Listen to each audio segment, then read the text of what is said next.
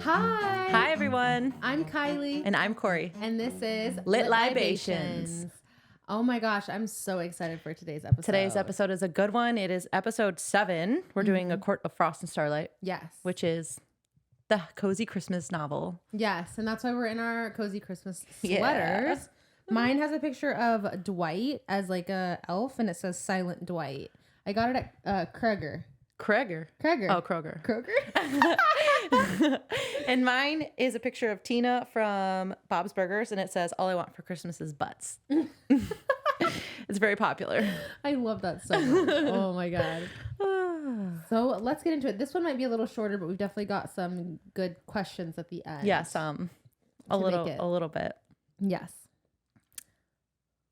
But, okay, before we begin, I have something. What? Okay, sorry. I thought you were going to tell what we were drinking. Yeah, let's go into what we're drinking. Oh, yeah, and then tell me what you're thinking. Okay. Drinking and thinking. We're drinking a White Prythian, which is a twist on the classic White Russian. It just has rum chata instead of Bailey's or half and half. And it does have half and half. It does have half and half, yes. We put some in. Yeah, we might have put a lot of vodka in it. So it tastes good now, though. It tastes really good. Okay, before we start, I have something for you. Okay. For me. Yeah. Oh, God. I'm nervous. The anticipation is killing me. Are you giving... No, you didn't. No, you didn't. I didn't get you anything. It's a solstice gift. Oh my God, no, you didn't. You have to tell me. Oh my God, I feel like Nesta. I'm such a bitch. No, I'm the Nesta because I didn't get anything. No. Oh my, Azriel, it's my favorite. Oh my God, you did not have to. Oh my God, I'm obsessed. Oh my God. Okay, so I got her a candle that says Azriel on it, and it's forests and oak moss and shadows. Because I'm obsessed with Azriel. Smell it. If you smelled like this for real. Oh my God. It smells pretty good. It smells so good. Would you burn it, though? No, I don't think so. I don't think I would burn it. I don't think I could ever like have this be gone. Oh, yeah. Oh my God, I feel so bad I didn't get you anything. No, that's okay. It's so funny because it was the night before Super Bowl Sunday when you came over, and I was just like in bed, like scrolling. I'm like, I'm just going to check out the merch and see what it is. Yeah. And I saw the the Surreal High Tea Company sweatshirt. And I was like, oh my God, like that'd be so perfect for Kylie. And I just bought it on a whim. So good. And then the next day at the party, you were like, look at this Surreal Tea Company. That's so cute. I'm like, oh yeah, that is really cute. It's so funny because when Valentine's Day happened and like you had gotten Austin, your boyfriend, had gotten you all those gifts, so fucking cute, by the way. He did so good. And it was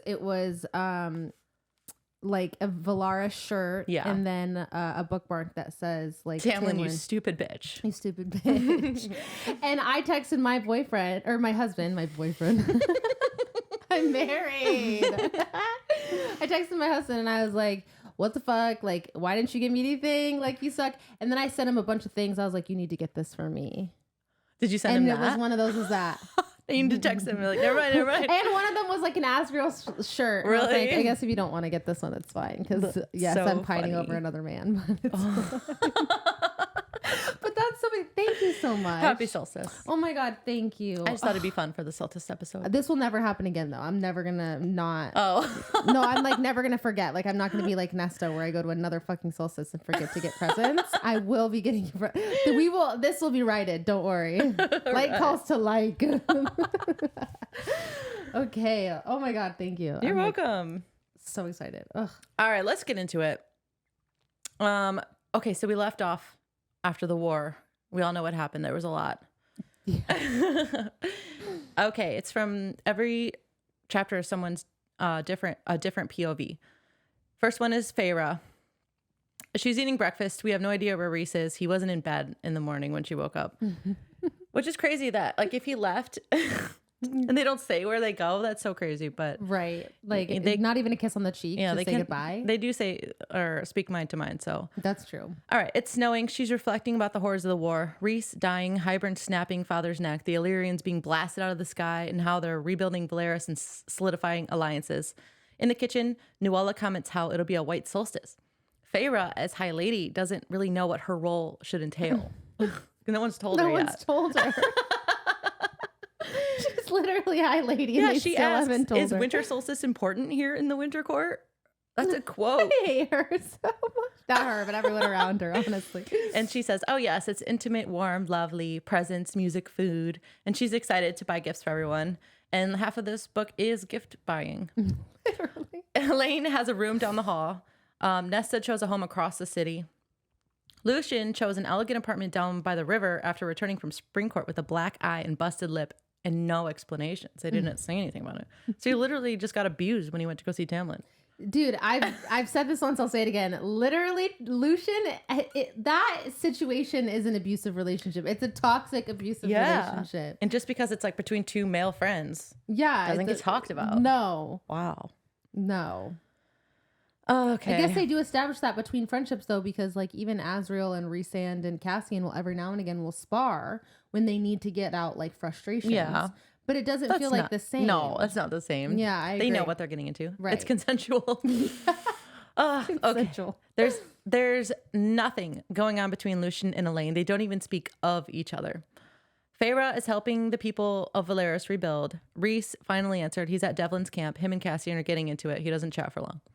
Next chapter is Rhysand. He's in the Illyrian war camp or work camp because Cassian had asked him to come because Devlin is being resistant about having women train. It's been a 100-year thing that's going on. Ew. Rhys complains to himself how he doesn't get any time with Feyre. He's very horny. So horny that he fucked Feyre on the way from the House of Wind to the townhouse, throwing a cloak over themselves and almost running into the rooftops. While they were flying. Why they were flying. Because like he picked her up and held her to go down and he just got really turned on because of the way that he was holding her. Just because of like literally that's it. He couldn't help himself. He's horny. God. But Cassian explains some of the Illyrians think that they sent specific people out onto the front lines as revenge for how they had treated them as children. And that's not good. Mm-mm. They have to take care of that, find out who's talking like that and settle it peacefully. Cassian wants to stay through Solstice, but Rhys wants him home. And he's feeling very nostalgic after almost losing Cassian twice. Cassian and Nesta have not spoken since they almost died together. Yeah. So this is funny to me because I felt like that was going to happen at the end of Akawar. But what I didn't feel was going to happen. So that whole relationship makes sense to me, like where they're at now. But Lucian and Elaine doesn't make sense to me. Okay. Because they had a very like amicable conversation at the end of Akawar. Right. We don't know what that was, but... No, right. So I'm kind of so confused at how they got to this point where they literally can't even speak of each other. That's so weird. So I'm like, what? But Cassian does half inquire if she'll be at Solstice and how she's doing. And Rhys says she'll be there for Feyre because it's her 21st birthday that day. End of story. IDs. But Nesta's been stubborn, not cooperative, shacked up in her slummy apartment, only visits Feyre on occasion. Rhys also has a fear that Feyre will somehow be taken from him by the fates. He doesn't think he deserves her.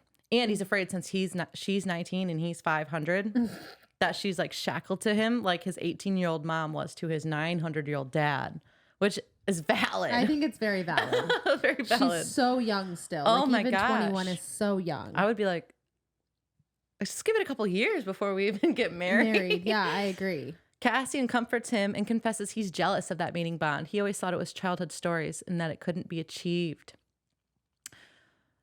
Foreshadowing. Right. Cassian is flying off somewhere to blow off some steam, and he thinks about how most High Fae think the Illyrians are the biggest menaces in the mountains because the forest has really dangerous creatures. He mentions how Feyre had to brave these same creatures the day she saved Rhys. They're ancient, cunning, and very mysterious to us, but we don't know what they are. Still no. I want to know. So bad. We learn about Ramiel. Is that how you pronounce it? I think so. Ramiel, the Night Court and the Illyrians' sacred mountain. It's off limits except once per year during the Blood Rite. Az thinks the Blood Rite is pointless bloodshed, but it's also a good place for the Illyrians to loosen tensions and to avoid civil war. Ramiel, along with the 3 stars that only shine during the rite, is the inspiration for the Night Court insignia. I wish we had that somewhere. Yeah, me too. But it's what's so crazy to me too. I don't know if you're going to say this, but only the Illyrians are allowed to be on Ramiel. It's a sacred mountain, but not only to the Night Court, I think is what he mentions. It's a sacred mountain to like all of Prythian, like almost like the middle mountain. And yes. The middle, yeah. Yeah. Interesting. But he keeps... What? Sorry, no, go ahead. Sorry. Okay.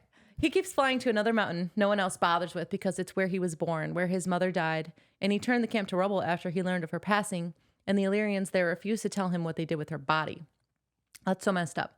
Yeah. And it's for his mother that he's so adamant that Illyrian females need to be trained.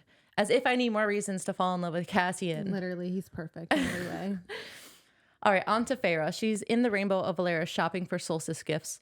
She muses at how even though Valeris isn't poor and is relatively well taken care of, somehow Nesta still found the slums and chose to live there. Rhys and Feyre are super charitable. They have so much money, they're constantly pouring it into various charities. They also hold weekly sessions to hear complaints from the residents and respond to every single one. That sounds so exhausting. And it's crazy that there's even like somewhat of a slum when that city has been so secret and like you can't just like move people around. Like I don't get that. I'm wondering how big the city is because the bigger the city, I guess the harder it would be. But I can't picture how big it is. That's true. Feyre runs into the fairy that was defending her shop against Hybern soldiers with a pipe, and that was you. That's who you said you would be. That first half of the book. Do you have her name? What's her name? Her name is Racina. That's right. Yeah, she says they all got out alive and explains the owner of the art gallery across the street that's boarded up, but wasn't so lucky. She didn't get out alive. Feyre's like, oh, I'm so sorry. And she's like, what for? Lady. And she said, did she have family? Yeah, they live out in the lowlands. Oh, and it's for sale if you're interested. And she's like, oh my God, no. What would I need with an art gallery? But she invites Feyre to come by if she ever wants to paint, and they have weekly meetings. And she tells her everyone on the Rainbow remembers how she fought to defend them, and they are grateful. She runs into Mor. Together they shop for Amren. Mor comments that it's a pain in the ass to shop for them all every year, and she's certain Az has a drawer full of daggers she's gotten him over the years. This is so funny. She's a terrible shopper. She's buying daggers. She knows this, and she still buys them. It's like, well, I don't know what else to get. She's so funny. But Az doesn't care what he gets. He just wants to be ignored when he opens it, which I think is so funny. Mor herself says she doesn't want anything. The sun is starting to set. Fae lights are popping on, and Mor says, by the way, Feyre, we have to go to the Hewn City tonight. It's tradition. And I would be so fucking pissed for the late notice.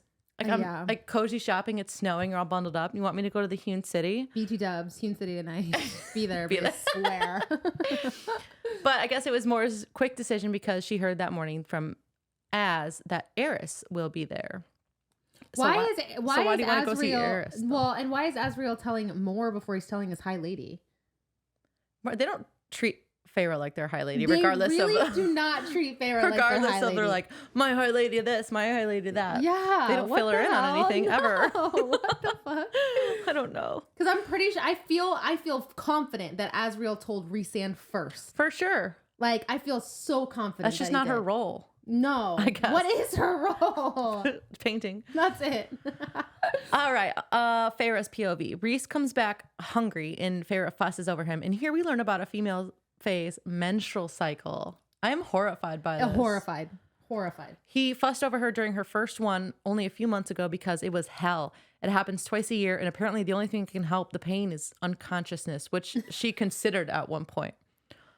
She thinks about how Rhys is the one that takes the contraceptive brew and how they're still not ready for children despite the bone carver presented itself, which is fun that like the male takes the contraceptive. I do love that. Yeah. Elaine is still being wet blanket. Of course. And mourning her mortal life and her ex-fiance who hates her now. Literally hates her guts.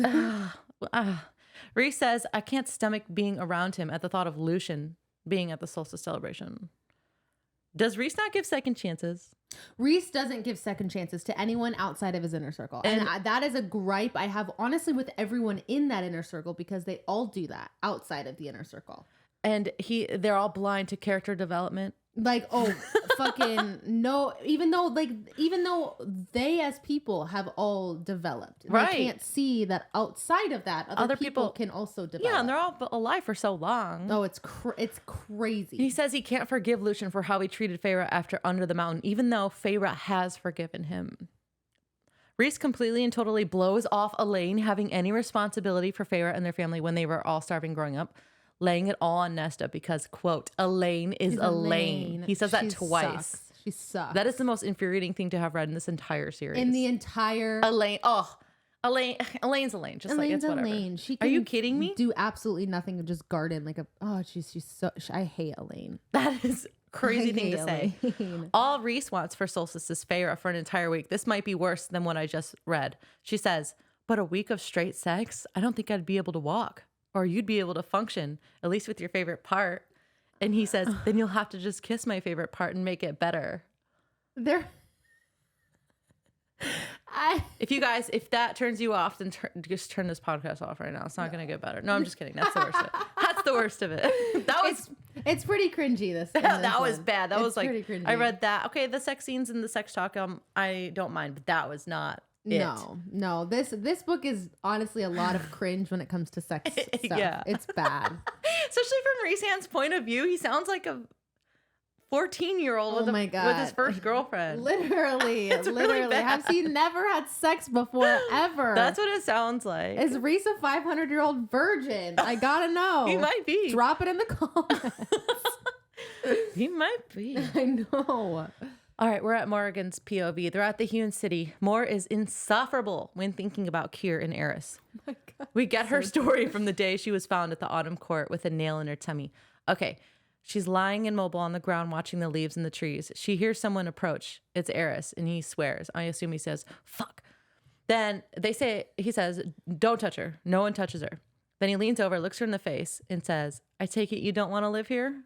And she doesn't say anything. She only glares. And he says, thought so.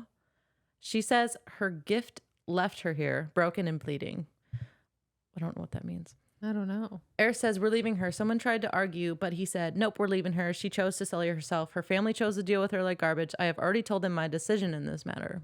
So weird. See, and this is why I look at this POV and I still do not understand how Eris gets all the heat. It's so blatantly clear to me that if he would have taken her back, she would have had to stay. Yeah. And even she's like, I'd rather die. Yeah, so he did her a favor. He just says mean things, but he says that to hold up front. Yeah, exactly. Yes. Yeah. Oh, it's so annoying. But they still are so mean. They treat him like he's worse than Baron. Baron is so much worse. For sure, but also Mor is the one relaying this story. So it's from her point of view. We all know she's a fucking liar. Yeah. I'm so interested in where that goes. Yeah, I am too. Back at the meeting, Feyre told Eris that Baron is forbidden to cross into the human lands. And Eris says, well, you should worry about Tamlin because he's closest and we don't know what's going on over there. Mor also wants to kill Tamlin one day if Rhys or Feyre don't do it first. She is so triggered by Eris. She barely listens in this meeting and chastises herself for being a coward and pathetic despite being 500 years old. She can't bring herself to say anything either. Then she says to herself, truth is your gift. Truth is your curse. And obviously, there's a huge, I think that's a clue as to who she really is or what's actually going on with her, because there's more to Mor. Also, at the end, we'll get to that. Yeah, that's true. That's where I'm at. Okay, so then we pop on over. It's Rhys's perspective. We are in a later time. Azrael has brought a list of clans where the descent, within the Illyrian camps, the Illyrian legions is spreading. And it's bad. It's way worse than they think. And they also they talk about it in fucking Rhysand's like, let's not tell Cassian until after solstice. Yeah. They want him to enjoy his holiday. And he wouldn't if he knew this. He would stay. So let's just keep secrets. Yeah, of course. The fuck? Duh. And then Jurian and Vassa are both still in the human lands, and Lucian is spending solstice with Tamlin in the spring court. Sounds miserable. Which sounds miserable. And at one point, Rhys asks Azrael if he's been looking into Lucian's whereabouts, and Azrael's like, Elaine, I don't take habit in looking at Lucian's because of Elaine. Elaine. Because of Elaine. Because he doesn't want to spy on Elaine, something that is Elaine's. But also, doesn't everyone and their mother know that they're not speaking? What would you be disrespected? That's a bad spy master. That seems like a bad spy master. Yeah. That seems like a big flaw. I'd be like, no, but you really do need to look into his whereabouts. Okay, I'm being serious. A conflict of interest, that's what I was thinking. 100%. Yes, but 1,000%. You got to get over that. And Rhys decides too that he needs to go visit Tamlin, which is going to be a mess. And Azrael's like, are you going to ask Feyre to go? And he's like, I forgot I had a high lady. I probably should. Oh, yeah.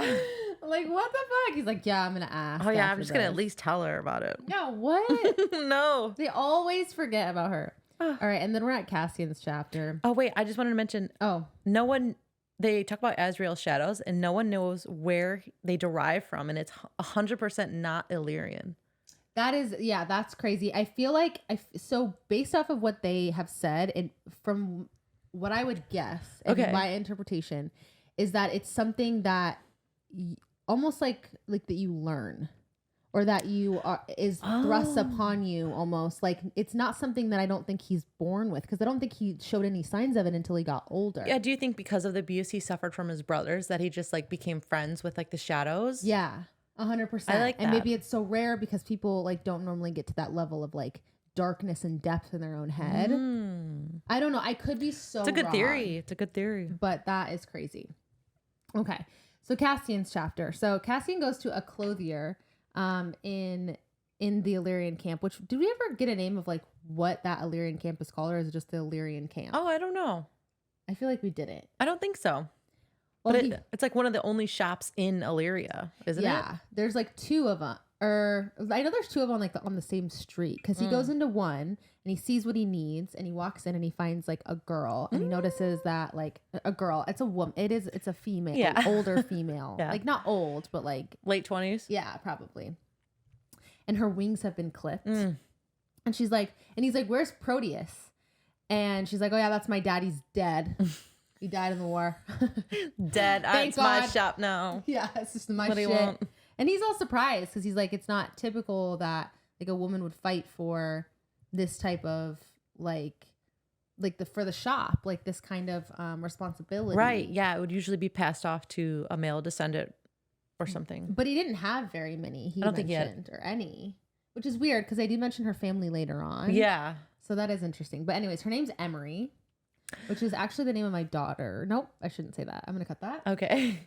Is that really? It is. I didn't know. I wasn't sure her full name. I never asked. Yeah. I love that. Okay, I'm going to cut that. Okay. Anyways, yes, her name's Emery. And he asks... Sorry. I know. Okay, go ahead. Fuck, I'm sorry. And basically he wants to buy like all the winter clothes and like anything to prepare for winter in her shop. And Hats, she's like, gloves, scarves, coats. And he's like, and she's like, if you're looking to just be charitable, like you can just go to the other shop. Like, I'm not looking for it. The fact that she even tried to turn that down is crazy to me. Yeah. Like, it's your only income. Literally. Well, anyway, so she does end up accepting, because, you know, Cassian. How can you say no? Whatever you want, Lord Cassian. Ugh. And he does say throughout this entire interaction that Emery reminds him a lot of Nesta, just in her demeanor and her... like the way that she presents herself and the way that she speaks. Yeah. Didn't he say he'd be afraid if they ever like met each other, what they could do? Yeah. Ugh. But so basically he paid her like a bunch of money for that, and then a couple of coins to go deliver it to the families in the village that would need it the most. Because a huge storm is coming. Because a very big storm is coming, yes. And just in time for solstice. And so these families are going to need it. And he said, "Tell them it's from their high lord." And she's like, "Why don't you just say it's from you?" And he's like, "They don't like me very much." She's like, "They don't like me very much." So it's kind of, they don't like anything that pushes against the norm. Yeah. Is what I gather of the Illyrian legions. Typical group of males.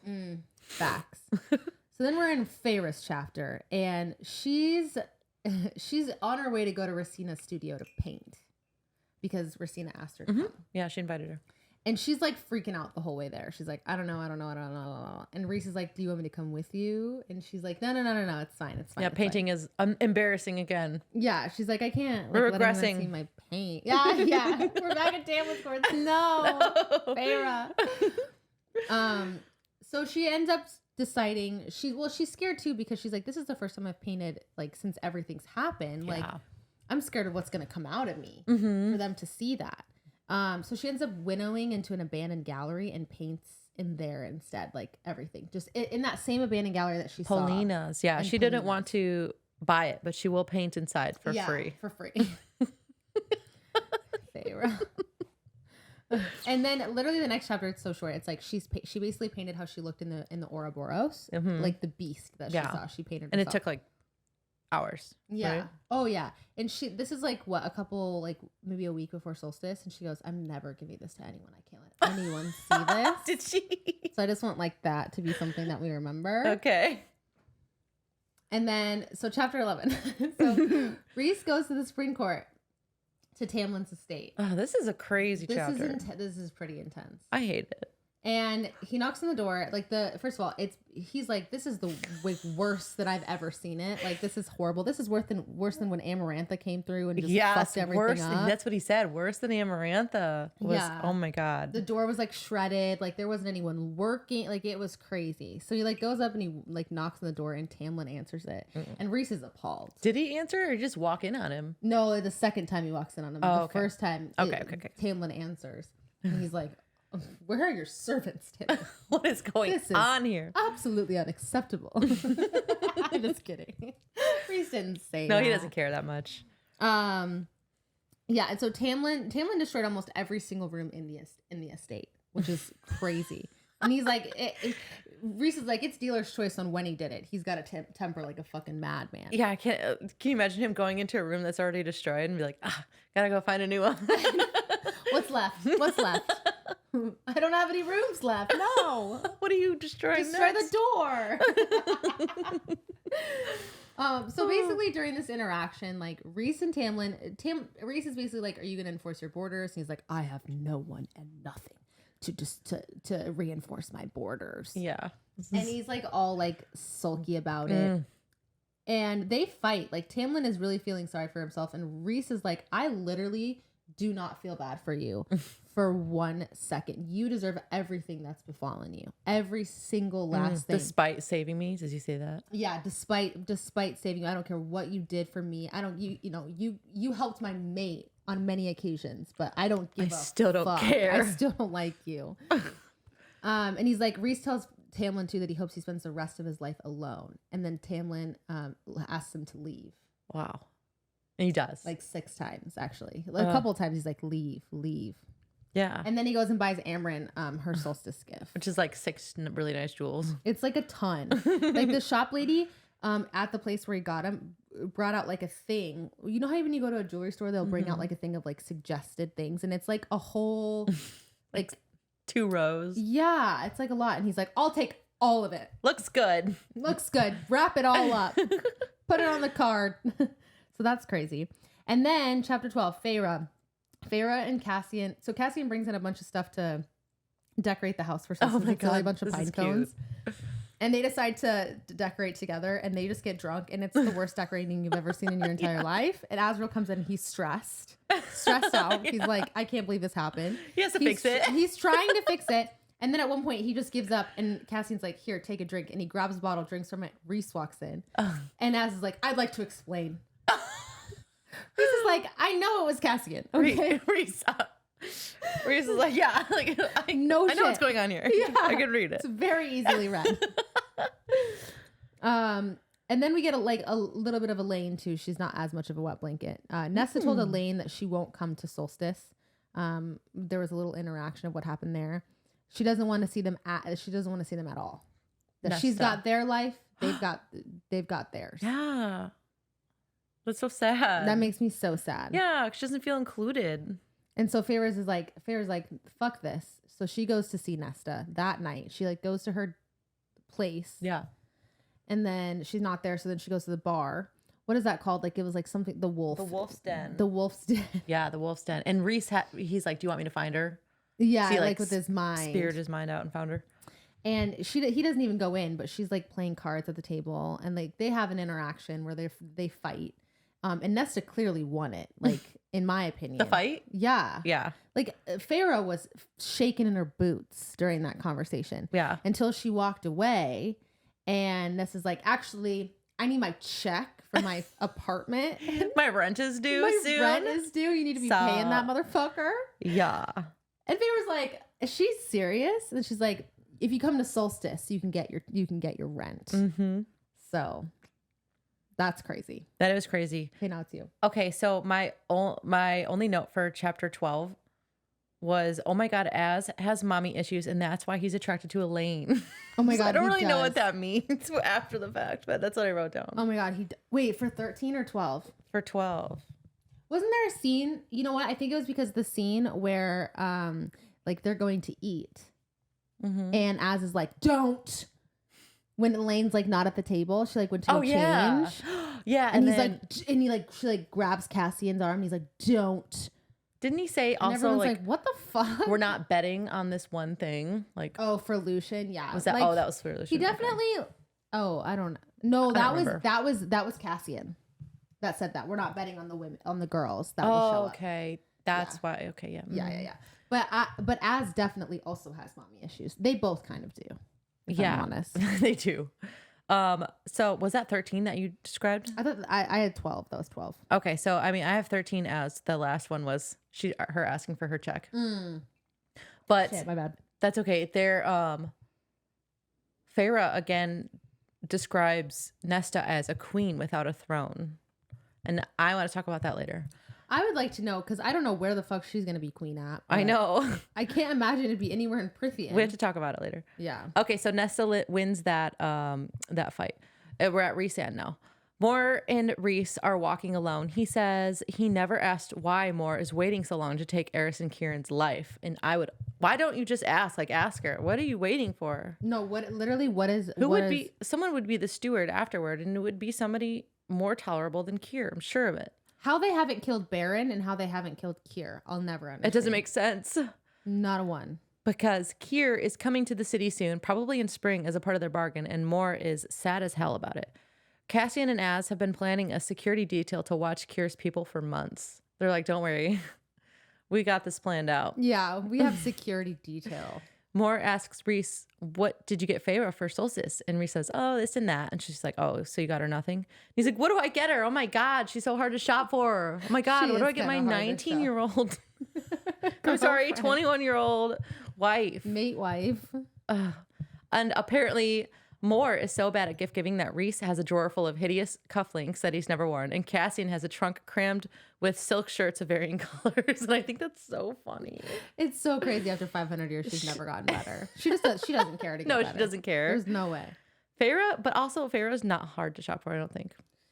Yeah, like paints and like that's a space, like a painting. He does well. He ends up doing well. 100%. Rhys asks Moore to travel to the other courts to try and foster good relationships because I guess Asriel is just not cutting it. He does have a lot on his plate, though. He's the only one fostering relationships in almost everywhere. It's a lot of work. That's a lot of work. He asked her to do this because, yes, he needs help, but also to get her away because Kier will be visiting. Next chapter, Feyre and Elaine go shopping again. Cassian's passed out on the couch from the night before. They find a weaver's shop where the owner lost her husband in the war. And Feyre feels really bad, thinks about how lucky she is to have survived, asks how she can be weaving, and she explains she has to or she would never get out of bed, never be able to express what's in her heart. And Feyre buys her bum-ass tapestry of void and hope. That tapestry sounded really cool. It sounded so cool. It was like black and like so black it was like soaking up the light, and then there was like a gray thread that represented hope. Yeah, and it almost looked like woven starlight. Yeah, that was cool. So cool. She winnows into her little studio to paint and gets caught by Racina. Racina's like, are you going to like just pay for this? Yeah, Racina, you literally have so much money. She doesn't care that she's using it. But again, says Polina's family are motivated sellers, but Feyre doesn't like that because she doesn't want to pay. She wants a free space. she wants some random ass space that she doesn't have to pay for. Which is crazy how this ends up happening though. Yeah. That's crazy. Okay, we'll go. Yeah, right. I do have a note of that. She runs into Rhys and asks if painting could help the people in the city that have trauma. And he said, it's a good idea.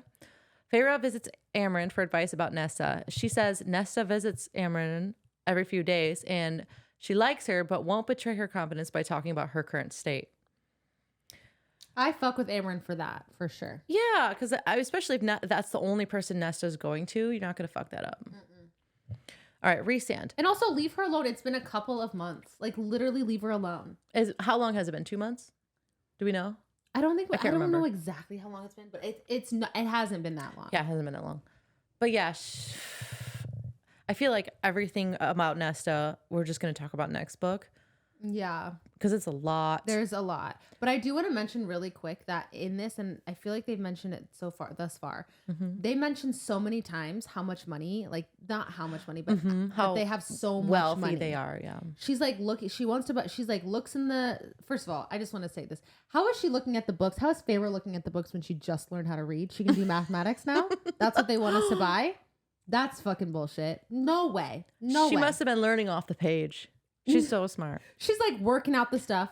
But anyway, she does say that they have so much money that she could literally hire like someone to go through the mail that they have and sort the mail and reply to letters and all that kind of stuff. They have enough for like that salary, and they have enough to buy a studio for her, and it wouldn't even make like a dent. Not a dent. That's how wealthy they are.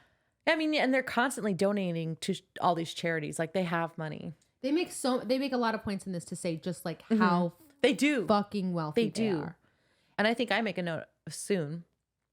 And I want to say, I've said this to you before, and I am a bit curious about this too. But I'll mention it here. Where is the wealth that their father accumulated? Oh yeah. So yeah, father. So I mean, Tamlin got them money. Obviously they were well off before father got his, or was that part of it? Father got his wealth back through Tamlin's magic. Through Tamlin. So he does have... But then he capitalized off that for the next, year. I mean, they should still have... a lot of wealth. Something set aside. So do you think maybe it just got, like, destroyed in the war or looted? I guess I don't know, like, because it's not paperless like it is today. That's true. Maybe they had, like, a vault in their house that did get looted. I don't know, but that's where I'm like, where was that wealth? Yeah, that's upsetting because Nesta could have used that to just like maybe not even be in the night court if she didn't want to. Yeah, and that would have lessened a lot of the contention between everybody. I agree. Yeah. Who's in charge of the will? Right. Who has that money? It's crazy. Crazy. All right, chapter 16. Cassian asks Azriel and Rhys if they want to make a wager on whether or not Lucian will show up, and Az seems offended. Cassian just said, "You assholes bet on whether or not my wings would heal." Like, why are you mad about us? That's so fucked up. But I heard that too. So fucked up. Oh my God. That's Illyrians and their wings. That's like a huge thing, and they're betting, and Azriel was betting on it. Like, probably more was like, let's do this bet, and Azriel's like, hard eyes. I'll do the bet. Oh, that's crazy. They're tiptoeing around the Illyrian descent around Cassian because they want to wait until after solstice, and Azriel compliments Feyre's flying. I guess she's getting pretty good. Rhys suggests Cassian get a house here since his bed is so teeny tiny, but apparently his only true home is in Illyria. I guess I didn't ever realize that. I always wondered too where Azriel's home is, because he doesn't ever mention having a home either. Yeah, I guess I never thought about that. No, I didn't either. That's crazy. Well, and Cassian spends so much time in Valaris. Like, it's insane that he wouldn't even like consider having a home. Just a little townhouse or a little one-room apartment even. Something. I would. Same. Rhys suggests Cassian get a... Oh, I just read that. Everyone's gathered for Solstice Eve, drinking wine, etc. They leave it up to Varian to invite Tarquin, since the Summer Court doesn't celebrate winter solstice, because Varian did show up. Nesta does not show for Solstice Eve. Next chapter, Feyre. Feyre wakes up the next morning with Rhys watching her. I love that. He gives her 3 birthday presents: a sketchbook, a scarf, and a satchel for her art supplies. See? Easy peasy. He's literally so easy. And those were good ones. They were like really nice stuff. Yeah, I agree. And then she sketches him nude. At breakfast, Cassian and Azriel steal Rhys away out the front door. Rhys just says, "Tradition." Gots to go. Like Tamlin? Tradition. Tradition. Triggered. No. She takes a moment. She takes a moment here to look at their finances and knows for sure she can afford to buy that paint studio she wants, but would feel guilty spending it when there's so many poor people in the world. And that does reflect back onto when like she was at Tamlin's Manor and she felt guilty even painting when her family was like starving. Yeah, this is a huge thing for Feyre, and that we know about Feyre big time. It doesn't matter how much money that they have. She's always going to be someone that's going to resource guard all of her stuff, because it's just not second nature to her to spend money on people. It's just not. Like, then that's okay. And that makes sense too. Dogs do the same thing when they grow up starving. They resource guard. Right. She finds She's Elaine. A dog. She's everyone in here can be described as a dog. Literally. She finds Elaine and she's with Newell and Caradwyn, and I love their relationship. I do too. Someone knocks on the door. They expected Nesta, but it's Lucian, and he has gifts. This was a lot to unpack in this chapter. This made me like see red. Oh yeah, it doesn't make any sense. Okay, let's get into absurd. it. Lucian tells Feyre he's been spending a lot of time with Tamlin, of course, but also with Vassa and Jurian, who have an estate in the human lands gifted by Grayson's father. He thanks the Cauldron for Jurian because he is a natural-born leader, but mentions that while Vassa and Jurian have the same goals for the humans, they have different ideas on how to achieve them. I imagine Vassa's like very cutthroat. Yeah. They are cut off by Elaine suddenly offering to get refreshments. She's super uncomfortable. Feyre says she's still mourning Grayson. Give her time. Lucian is just frustrated by everything, Elaine. Yeah. As we all are at this point. Fair. Yeah. Feyre says, come live here. Spend 2 weeks here. Not just popping in here and there. Live here. We can get you a nice place. And Lucian is hurt by this. He says, I don't need your charity. And she says, but Vassa and Jurian's is fine. And he says, the manor is not theirs. It's ours. And she realizes those three have become friends. And Feyre lashes out. Do you think she's jealous?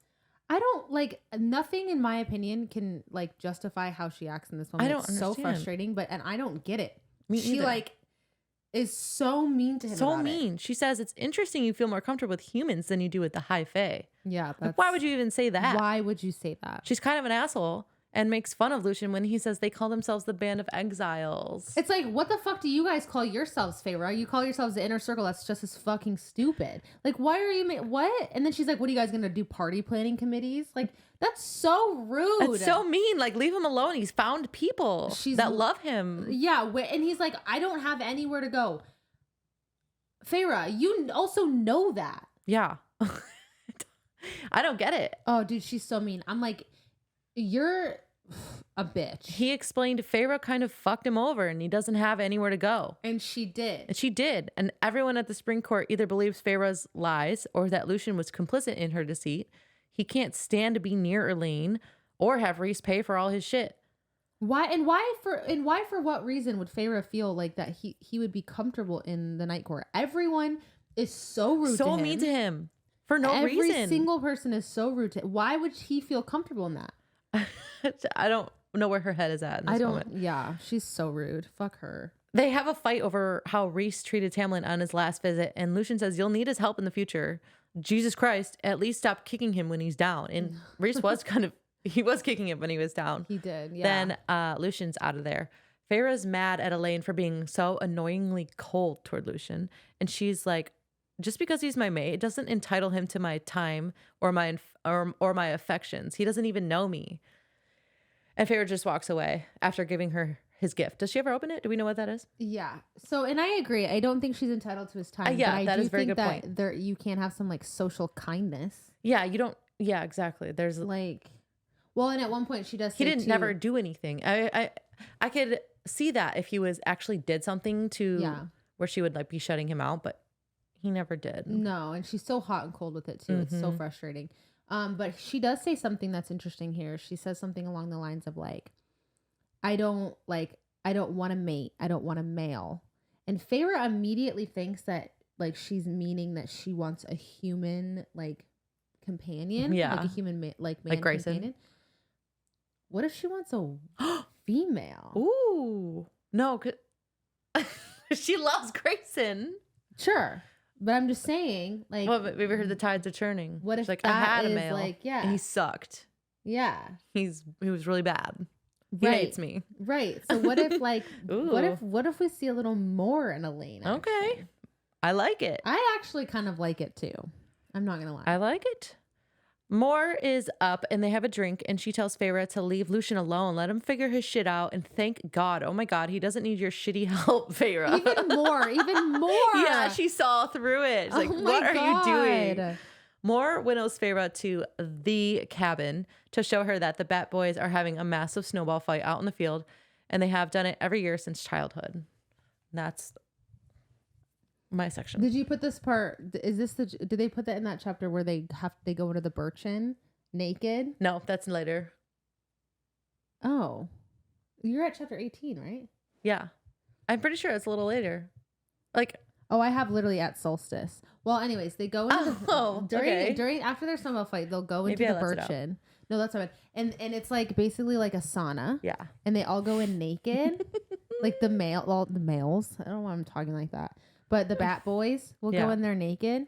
And Feyre and him talk mind to mind, and she sends him this dirty ass image, and he gets like hard. He gets hard, and they kick him out. And they can hear him like slamming the door from where they're sitting in the cabin.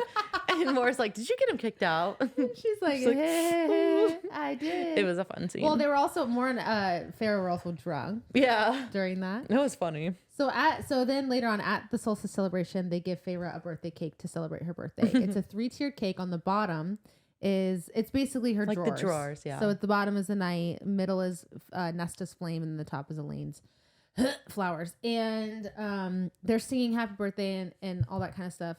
And Moore's like, well, can you just fucking hurry up and make a wish so we can get to the presents? So she sucks at gift giving.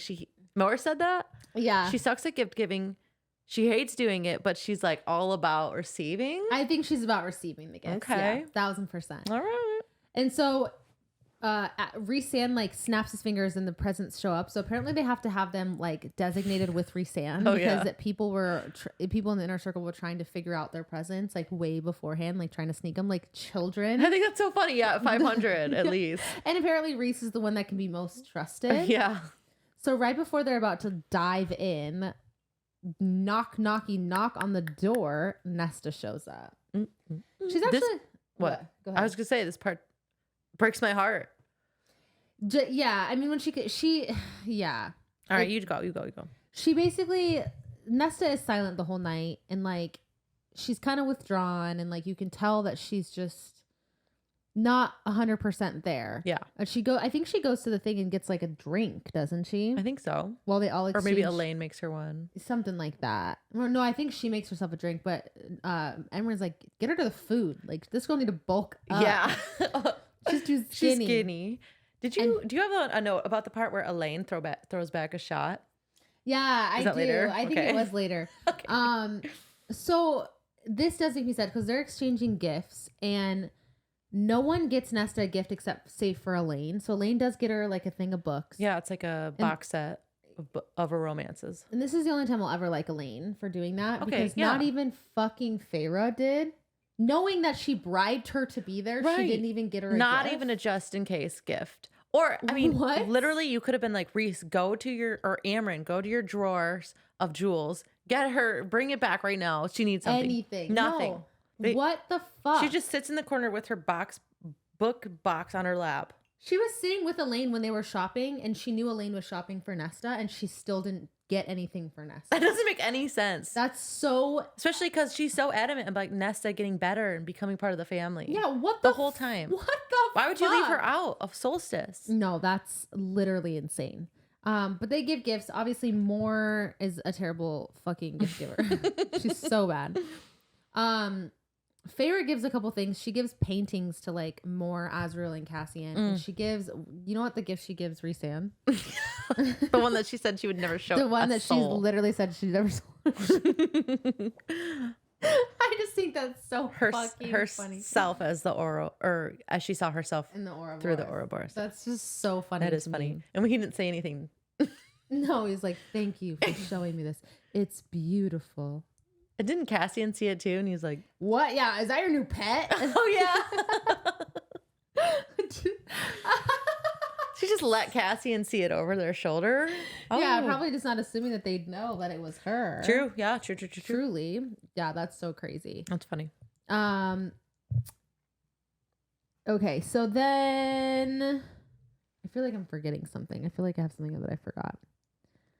So basically at one point, so then Nesta leaves at one point, and Feyre does give her her rent money at the end, and she's like, God, I hope she doesn't take it. But yeah. Like, you know what I'm saying? Like that was the whole reason she showed up to Solstice, was to get that check. Right, but she does, and then she leaves. And then Feyre gets like trampled over by Cass. I love how often he does that. But like, yeah.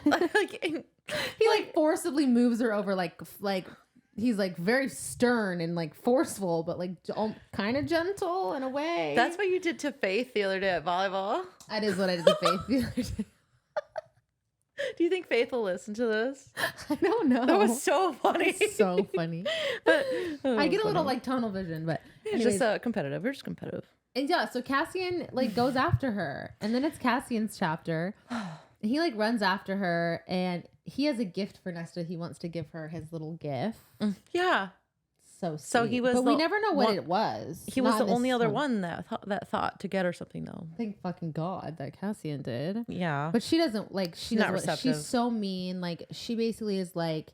She doesn't even really say that many words. She's just like, go home, like, leave me alone, like, whatever. And it makes him really sad. She says she wants nothing to do with him. Then he remembers, like, how she was willing to die for him in the battle. And he's, like, begging her, like, please talk to me. Yeah. And she has a moment where she doesn't even, like, she doesn't even speak to him. She just, like, scoffs and then walks off. And then he takes his present and chucks it in the river. Not like this, though, but like this. Yeah. Overhand. That was like a frisbee. It was like a baseball. Which is really sad. No, that does make me really sad. Yeah. For Cassian. And then I thought, hold on. Wasn't Nessa's chapter after that? Cassian? Oh, I think that's 20. I don't know. I don't have anything written for 21 or 22. All I have for 20 is Cassian refers to Nessa as a mighty vengeful queen. Wait, what the fuck? No, yeah. I could have sworn that like one of Nessa's chapters where she knew he followed her home.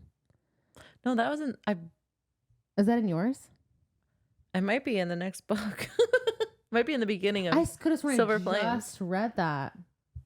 My bad. Okay. So anyway, next chapter 22 is Feyre's chapter. So Rhysand winnows her to the cabin. And he reveals that the dresses that all the dresses that Feyre makes is the ones his dead mother made. So all the dresses that Rhys has ever given her, his mom made for her. For his future woman. Basically. She got the size right. That's crazy. No, that's insane because nothing fits me ever. Like really big, and then like they tailored him down. Like I'm curious. Like, what if he like thick bitches? What if he made it with a thick ass bitch? Can you imagine? She can't fit into her dresses. That made me so sad. That'd be so sad. True. Ugh. Okay. And then I hope that is what happened. I really hope that.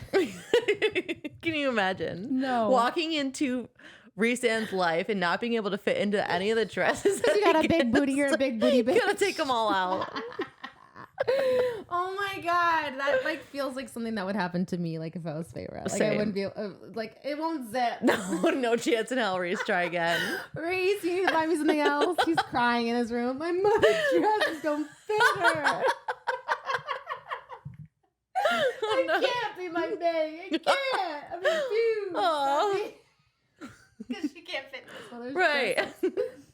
Okay, so Feyre tells Rhys she wants him to change the eye tattoo on her hand and wants him to make it like the Night Court insignia. Wasn't that tattoo removed? Wasn't that the bargain tattoo? Well, I'm assuming because I feel like her High Lady tattoo was the same. Was the exact same one, just on the other hand. Got it. What my assumption is on that, and so she wants that changed to be the Night Court insignia. Yeah, same one's on his knees. Yeah, and he's like, "Well, if I change this, you can never change it again." I'm assuming because of whatever, and she's like, "It's a good thing I'm planning to stay for a while." What does he think? That she's gonna leave? I think so because earlier he was like, "Oh, she's only 19. She's shackled to me." I mean, that's fair. She loved Tamlin. She literally was willing to die for Tamlin. Yeah, she left Tamlin. Like, yeah, and he's like, "Who knows? Later. Maybe she'll fall in love with Tarquin or Helion next." Just move on down the line of High Lords. But it's like they do have something that is kind of irreplaceable. They have the mating bond. They have the mating bond. So it's like, okay.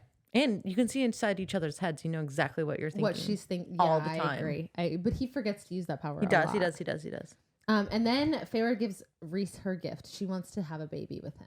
She wants to get pregnant. Oh. Wait, is that literally the only gift that she gave him? That and the picture of her. The picture. Cheap. She was a cheap gift. Yeah. Dude, she didn't spend money on. She painted for 4 people total. Yeah. And then just gave Reese a baby. That was like... Not that you need to spend money during the holidays. Okay. No, but like also when you're fucking... Filthy rich, endlessly when your pockets wealthy. are literally endless, maybe you should spend a tiny bit of money. Just saying. And so then they basically have like the most hot and steamy sex ever. Well, and it actually is not even hot and steamy. It's honestly pretty gross because literally he takes her up against a wall. At one point he like has her, hoists her up on his shoulders and he goes, you better hold on tight. And it just reminds me of that scene from like Twilight in the movie where when she gets on her back, Edward's like, better hold on, spider monkey. No, does he say spider monkey? No. But just the way it was delivered just makes me like reminisce in that moment. They fuck in their minds and in their bodies somehow. Yeah, I do like that. And then right when he was about to climax, she sends a picture of their future child. Yes. And that is the fucking most disgusting thing I've ever heard in my life. Okay, but it's so gross. I did see this on Facebook today or somewhere of that comment. I was like, wow, I never thought about it like that. But that is what happens. Here, look at our child. Does that make you want to come? Is that hot? No. Does that turn you on? That is so... That's wild. At one point, like he like lets her into his mind, and he's like looks down at himself, like having like fucking her, and he's like, "Look how I fuck you, Feyre." And I was like, "Ooh." Yeah, it just gets Reese and Feyre can be done. We can move on. We can move on from that. Like, honest to God, we don't need to see them having. I'm over anymore. it. Yeah. I'm over it forever. Okay, and so then Reese, like the next day, winnows her to this like abandoned plot of land that was like ruined. And he bought her an estate where she can essentially build a new house. Yeah, they're gonna tear everything down and do it from the ground up. Yeah. And is it on the river? It's on the river. That sounds nice. Yeah, it's amazing. And he's like, build a big house that, for rooms for everyone, for a training arena for our baby Illyrians, for like a bathtub big enough to fit both of us and Illyrian wings and like all this shit. And so she's like, oh my God. That's a good present. It'd be so fun. Yeah. I mean, that's a present you spend money on. Yeah. He spent how much money? Like, oh my God, I can't imagine how much money. She spent $0 and he spent literally like a ridiculous amount of money. I'm pretty sure she was gifted the paints that she used. I'm pretty sure she was. She spent $0. Oh my gosh, Feyre is iconic for that. That is iconic. That's iconic. Oh my God. Okay, so chapter 23. Reese goes to visit Tamlin. And basically he had asked Varian, she goes in and he's like, oh my God, he might be dead. But he's actually in the kitchen. You don't know because it's so messed up in there. It's so bad. And so he goes in and he finds him with like an elk that's like not even clean. It's just like a dead elk that he just killed. And Tamlin's like, sulking. I don't feel like carving it up. I don't even feel like carving it up. I don't even want to eat it. I killed it. I did everything I needed to up until this point. But now I don't feel like doing the easy part and just cooking it and eating it. And he's like, well, I talked to Varian and the summer court will bring over some soldiers to help you hold, your line, your borders. Mm-hmm. Yes, exactly. Tarquin. And Tamlin is like defeated. He's like, at some point he's like, will she ever forgive me? And he's like, do you want her to? And he's like, would you forgive me for what happened to your mother and your sister? And he's like, I don't remember hearing an apology. Okay, yes. But even if he did, even if Tamlin did everything that he possibly could, he would never get Reese's forgiveness. No, because Reese doesn't give second chances. That's right. So, I agree. I don't think that... Yeah, Tamlin should be like, there's nothing I can do. And that's what he said. Point. He's like, I don't think it would matter at this point. I don't even think an apology would matter at this point. And he's like, true. It's unfortunate. But Reese can see that he's broken. So he like, with his magic, cleans the elk, chops it up into fucking like slabs of meat, starts the stove and puts a skillet on the stove. And so he's like, eat Tamlin. And then he winnows out. And then more. What is going on? This is so weird. Dude, Moore goes to her estate that has been a secret for 300 years. A secret? And she's like entire estate. She's a secret horse girl. Here's what I'll say. She's a secret horse girl. Here's what I'll say about the Morrigan. Okay. About her secrets. She does keep a lot of them. And obviously there's something fishy going on with her. What I'll say is she has every right to keep her bisexuality or whatever 100% a secret. That's fine. I don't have a gripe with that. Like I don't think that's a bad thing that she didn't tell the inner circle. It's her choice to say when she wants to talk about that. But she just does have all these other things that are just so shady. Like, why would you not tell your friends about this fucking giant estate that you have and all these horses that you ride? Like, right. What's the point? Like, why? I can understand having a separate place that can be your own. Your own space. They can't know about it? Right, why does it have to be secret? What if you got attacked there? They would never know where to find you. Yeah. Well, also, but they would because Reese could just look for her. That's true. Which has worked out in the past. Like, you don't want other people to know you ride horses? But isn't this like a 200-acre estate? I feel like, huge. Like, yeah. It's huge. No, and it's absolutely absurd. Like, what is, like, why? That is a crazy secret to keep, in my opinion. That's crazy. And there's got to be a reason. But she just says she needs maybe space that's where maybe that's where she takes, like, when she meets women on a night out, or females on a night out, maybe that's where she takes them. Okay. I don't know. You could still do that with an estate that's not a secret. That's true. That's true. God, it like will never make sense. Anyway, she's out riding her. Is the riding the horse part, is that yours or is this still No, but yours. So she's out riding the horse. She's she loves her horse. I cannot believe she's a horse girl. That's crazy. A secret horse girl. A secret horse girl. It's all a secret. And she feels like a darkness. Like, it's so weird. It's like it doesn't move, but she can tell it's watching her. I want to know more about this. Me too. And she rides away from it. Like, nothing really comes of it, but she can sense that it's there and that it's like watching her. Beyond the line of the trees, like just inside the trees. Yeah, and she like senses it with her powers. And she does right away. She does decide too that she's gonna go to Valahan. Isn't that what it is? Mm. Yeah. Valahan, Rask, and Montessori. She's gonna go to No, she's gonna go to Valahan to like Reese wants her to. Yeah, like Reese wants her to. That's what she decides to do.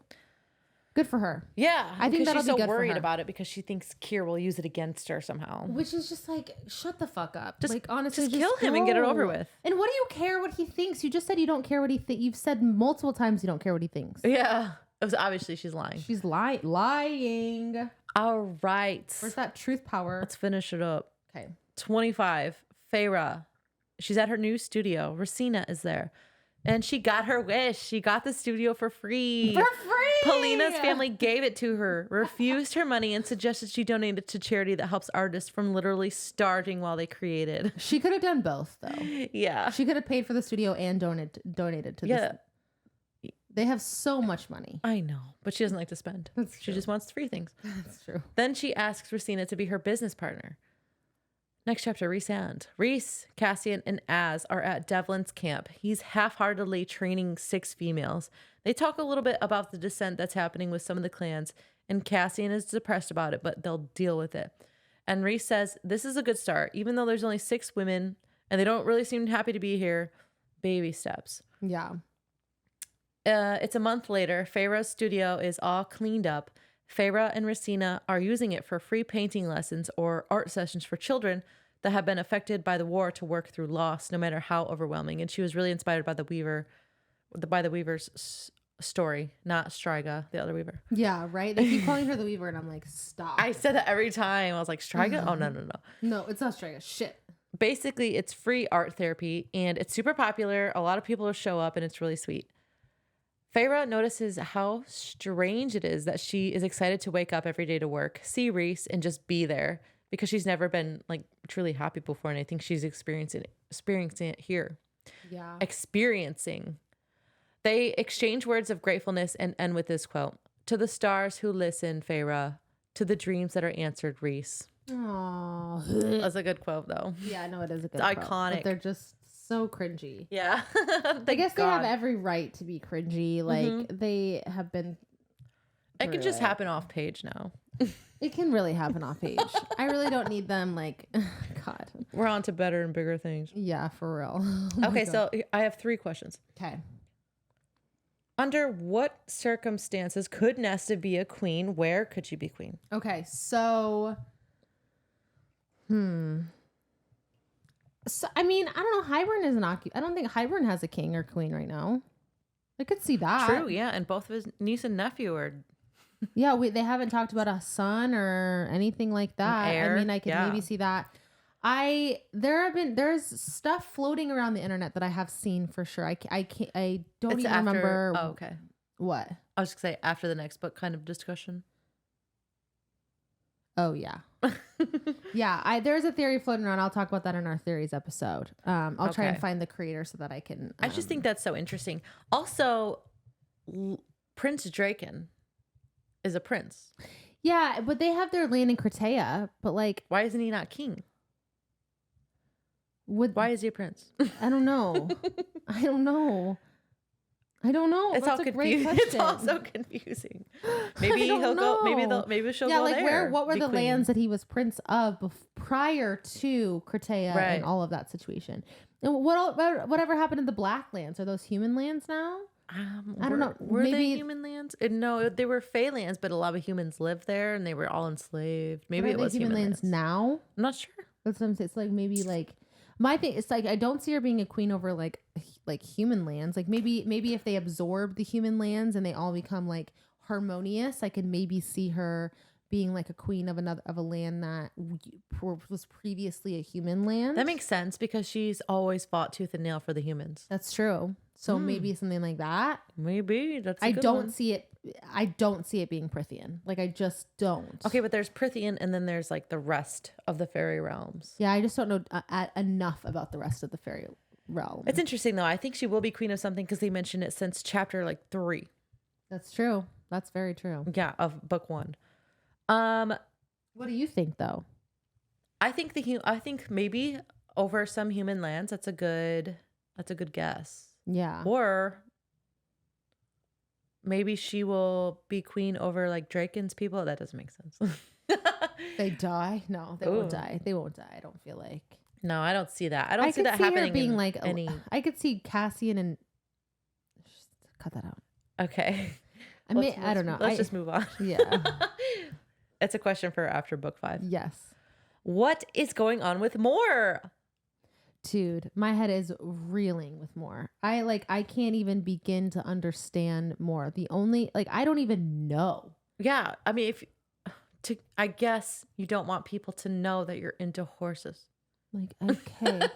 we get it. You feel like if you reveal anything, they're gonna guess you're bisexual. Is that what she's really trying to hide this whole time? There's is she scared of that? There's got to be something else. The way that she kind of twists that Eris story, I just feel like. And okay, so also I feel like maybe the way that she twists the Eris story, she truly believes that's what happened, or she is petrified, scared, but maybe she's petrified, scared that the truth will come out. Yeah, that too, because Eris does say, like, okay, until you're ready to tell the truth. Yeah. Like, okay, you're still holding a grudge, right? I just don't know. Dude, Morgan confuses me and I don't have enough pieces to the puzzle. Like she just confuses me. Is it as simple as Eris recognizing that she doesn't want to be at the Autumn Court and just leaving her? I definitely think that's part of it. I don't think that I think there's so much more to that. Like he expresses that he lost something that day or like he sacrificed. He did. Something. He said he paid for, there was a cost. There was a huge cost for him. I don't know. Book 6, hopefully. Okay, so my last one was, who is the best High Lord? Whose court would you want to live in? If I could choose a High King, it would be Tarquin, like hands down. Maybe not immediately. But I definitely feel like maybe it's his youth that gives him a decent grasp on like the complexity of people. Yeah. That helps him navigate certain situations. And he's so open-minded and he sees right through Feyre and Rhysand's bullshit like right away, and he doesn't hold it against them ever. No, and he does understand what fucking character development is, and he has a close inner circle, but he also can't see, like, he can see past his inner circle, right, to people outside of that. And okay, so we have Thiessen. He at one point thought that Nesta was being poisoned at the High Lords meeting and was like hiding, like getting away from there. He like shoved somebody behind him. So like I feel like that was a little not shady, but just like eye roll moment. Yeah. Thiessen, I don't know enough about. We don't know enough about. Helion fucks too many people to even be able to focus on being. Okay, wait, take that out of the equation. Helion also did something weird. Like he wasn't going to save his second in command at one point. I don't think he has anyone. So the think thing about Helion, from what we know, is I don't think he has an inner circle. Like I don't think he trusts the people. In his it's court. just Helion. Yeah. So I don't. Okay, so Kahlua, we don't really know a lot about Kahlua, but he's like ice. He's from the winter court, right? And so he's wintry. He's cold and like distant. But what we know, though, is he also somewhat understands the complexity of people as well, because he did forgive Rhys for the 12 younglings that were killed. Did he? Mm-hmm. When Rhys kind of explained himself. So I don't know. Maybe if we learn more about Kahlua, at this point, at this point, Tarquin is still my number one. I agree. I honestly feel like Rhys and Feyre would be a terrible, God, High King and Queen. It would be so bad. They would be ruthless, but there are so many things that they don't even tell each themselves. other. Yes. Also, was it Vivian and who's Vivian? Kahlua. She's like, maybe I can be High Lady too. So I feel like that's the fact that Feyre is High Lady, like got the other courts like rumbling. The other they're definitely like trendsetters. They're definitely people that are gonna like set the tone and maybe make change. Right, and I think that's going to impact how important the other ladies of the other courts are going to become. 100%. Like they're important. I think in terms of rule and leadership. Yeah. I mean, Rhysand kept part of his court under a mountain for the entirety of his rule, knowing damn well that it probably wasn't going to end up being the best thing. And it wasn't. No. Like, who keeps an entire people's, like, it literally stuck in the dark? You can just offer them a plot of land to just build anything. Kyr has the Darkbringers. Are they they have wings? I don't think so. I thought they were just, like, ground fighters. Where did they train? Somewhere under the mountain.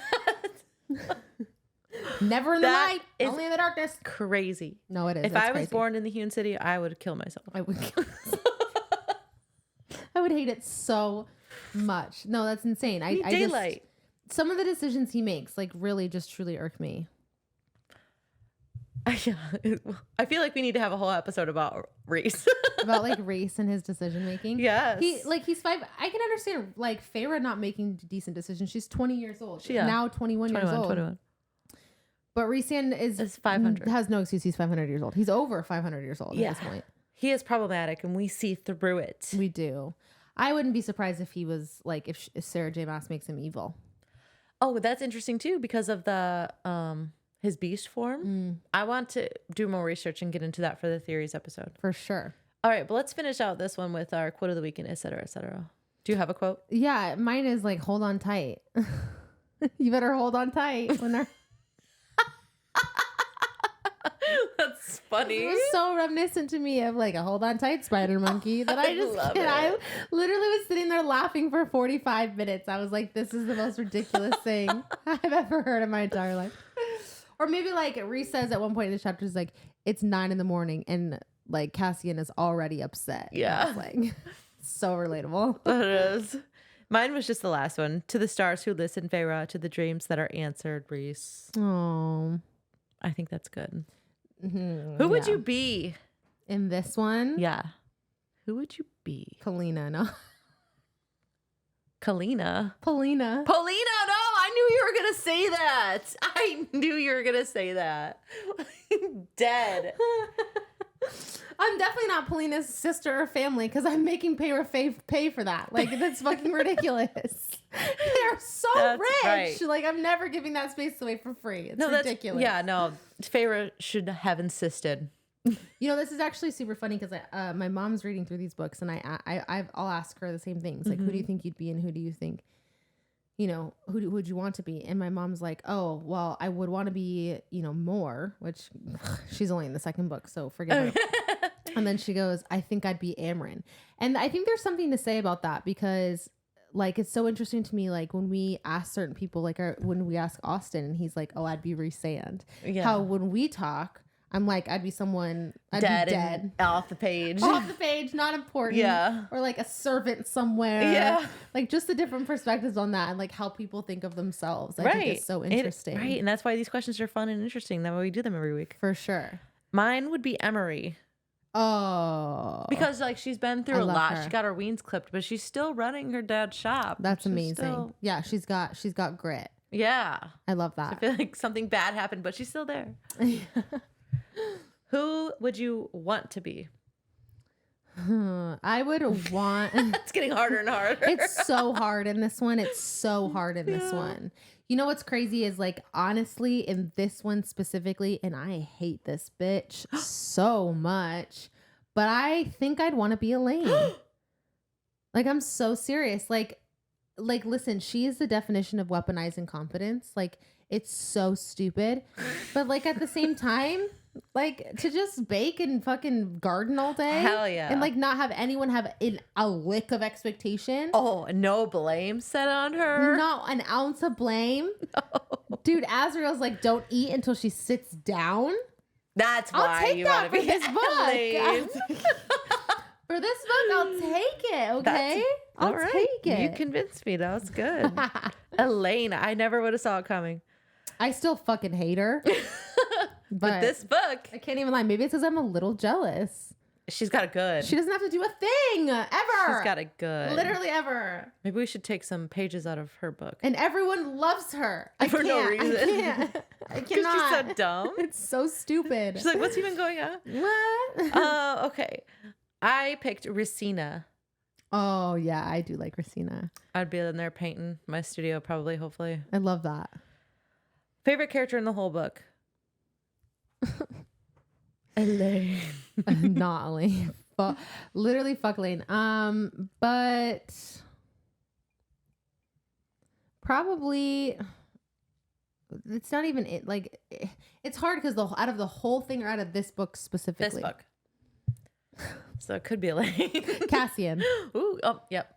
Cassian. He That's didn't do easy. anything wrong. No, he never got does anything wrong. Nesta his solstice gift. He bought all those clothes for those Illyrians. He's a genius. I picked Azriel because Elaine gave him his gift, and it was like a powder that she went to Majda to take care of the headaches that he always gets because he's always rubbing his temples when he's around everybody. Dude. And And when everyone like realized what that meant, he started laughing. yes. So he was laughing. I love that. Honestly, and Elaine's kind of iconic for that gift a That little was bit. good because she's so. It was genuine. It was very, yeah, whatever. Fuck her. But it was a good gift. And like her getting a gift for Nesta was really nice. Like, honestly, she did a couple things this book that I can't hate on. Maybe Elaine will be our MVP at the end of the series. She won't. Okay, she won't. No, not at the end of the series. I hope she does. I hope if Sarah J. Maas can turn Elaine around for you. She's the best writer in the world. All right. Like You heard it here first. You heard it here first. Least favorite character. Elaine. No, in this book, honestly, I think it's more. More. I agree. And it was because of her terrible gift giving abilities. And the fact that she doesn't even try to care to like turn that around. No, it can't be that hard. It cannot. And for be that her hard. hidden manner, Oh my God. her hidden estate. For her, like literally claiming that she's truth teller and she like literally tells nothing but fucking gobsmacking lies. Yeah, I think I'm just annoyed that we don't have more answers yet at this point. It's irritating. Okay, what do you rate it 1 to 5 stars? It's so when I read this the first time, I was like happy to read it. I was like, this is Interesting. great. Yeah, there's bits and pieces that you can pull from. The second time I read it, it was literally It was like slogging through it. oh my God, it was like trying to walk through quicksand, like run through that's quicksand. And it was like, honest to God, it's like a 2.9. Worse than the first book. For me, the second time around, it made it. I would say like after the first time I read it, I probably would say it was like a 3.2. The second time I read it was a 2.9. So you rate it below A Court of Thorns and Roses. Yeah, for sure. Okay, I rated it just above at 3.6. But I don't know if that. Because I read through the stands. first. I read through when I read through the first one twice. I didn't have the same difficulties as I did reading through this one twice. Yeah, I will say I think I would enjoy reading this again because the first book only so much happens. We only know so many characters, and a lot, you can gain more nuances from people's characters and stuff from this book. That's fair. That's so fair. Yeah, but they're both valid. I don't know what it was. Like I just couldn't get through it. I was struggling. It's more. It's fucking It's more dude. Elaine in the way Feyre treats Lucian. Dude, Farrah was honestly Farrah might have been my least favorite character in this book. That's actually. fair. And The fact that she sent Rhysand the picture of their baby, the fact that she treated Lucian the way she treated Lucian, the fact that she just got drunk and made Azriel fix all the decorations while she sat on the couch drunk. Yeah, I guess it's kind of funny, but it's also like, fuck you, Farrah. It's a funny scene, but come on, just decorate. It's your first solstice with everyone. Just decorate. Ugh, the fact that she didn't pay for anything for anyone's $0. Dude, she's really the villain. She's the villain. She has the most money, like, in Prythian. $0. She is the villain, dude. She sucks in this book. I stand by that. Oh my god, it's so crazy to think about that. That is. When you recap Farrah in this book, she's like straight evil. She's evil. No solstice gift for Nesta. No solstice gift for Nesta after bribing her to be there. Oh my gosh. Dude, fuck Farrah. Wow. Fuck Farrah. Maybe I hate her more than... No, I don't. I hate Elaine. It's Elaine. All right. Is that all we got for this episode? I think that's it. I don't think I have anything else. Oh, this is going to be a short episode. Oh. Good. You guys should probably listen to it then. Well, some people complain they're too long, which... Really? I think so. Have you had anyone? No. I mean, yeah. Kind of. Yeah, but like here and there, but not people that would be longtime listeners anyways. That's true. Yeah, so... That's but true. Still. I think it's a perfect medium. I love it. I'm obsessed. Next week, we are doing the first half of A Court of Silver Flames, and that one's not going to be short, people. No, it's not. But is it your favorite? The first half of it might be not bad. Not bad. Yeah, because it's like literally the same thing over and over and over and over. Yeah, for sure. It's just becomes and then the second half of it, it's always the last 100 pages. Oh yeah, it is truly. We're gonna be reading through chapter 40. I believe there's 80 chapters, so that's right at the halfway point. Thank you guys so much for listening. Yeah, thank you. Thanks for tuning in. Sorry I'm mean to you. What? Where did that come from? I don't know. Because our episodes are so long. I'm self-conscious.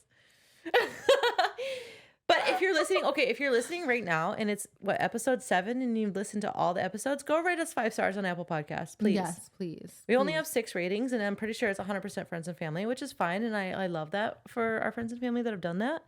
But I mean, if we do have a lot of listeners that aren't, I believe. So please just give us a rating and so we can continue doing this because we are having so much fun. Yes, I love it. I love it. It's so fun. It's so fun. Fan art. Do you have any scenes? I would like to see, I don't know, maybe what she looks like on the Ouroboros, the picture. Oh, yeah, the beast. Yeah. I put Feyre's art classes because there was a funny scene of some kid like blowing a bubble into Racina's face. That's so true. They sounded fun. Oh, I want to see the tapestry. Oh, the Void Tapestry. Yeah. Ooh, yeah. And their new River Manor. I want to see that, but I guess it's not done until the next one. Yeah, but I would want to see it in the ruins. interpretation. Yeah. Oh, yeah. Fanfic. I want to see Emery's prequel. So 1,000%. So yeah, so we know she's the son of a pretty wealthy Illyrian, or the daughter, I'm so sorry, of a pretty wealthy Illyrian, and her wings were clipped. So just her POV would be interesting. And honestly, too, like, I would love to see, like, hear Cassian's story previously too. Oh, his mother like, and everything. Yeah, because they talk a little bit more about it. Yeah, and he's very protective of her still, even after death. Yeah, I love that. Poor guy. They need therapy. They need a therapy. They all need therapy. They need a therapist. Dude, if I was in Prythian, I would like literally be like, I can be your therapist. Yeah, and then you make so much money, and you're like, here's what I charge. I wouldn't have Azriel as a client because you can't sleep with your clients. I can't. You would take have to hire risk. another therapist so they could take on Azriel. 100%. That's a fact.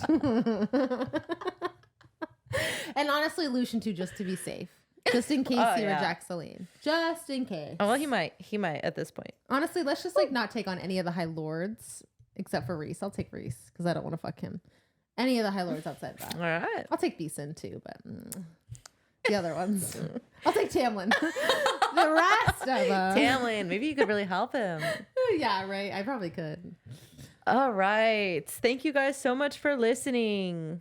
If you have any thank feedback, you. book suggestions, we literally don't have a book for The next one after this, A Court of Silver Flames, which is like coming up really I fast. do have a long list of books that we can read though. Okay. So, I mean, we're not like desperate. Yeah. If you But have if any you have something that suggestions. you want us to read, let us know for sure. Yes. Email is litlibationspodcast@gmail.com.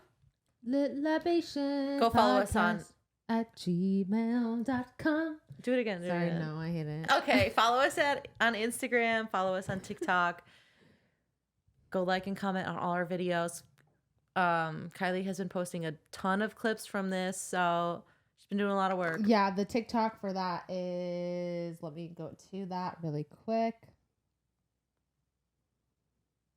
It is at lit.libations.podc. Yes, lit.libations.podc. Okay, all right. Yay! All Yay! right, well, thank you so much. Silver Flames is gonna be so fun. Yay! Love We'll you see you next guys. week. Bye. Bye. Happy solstice.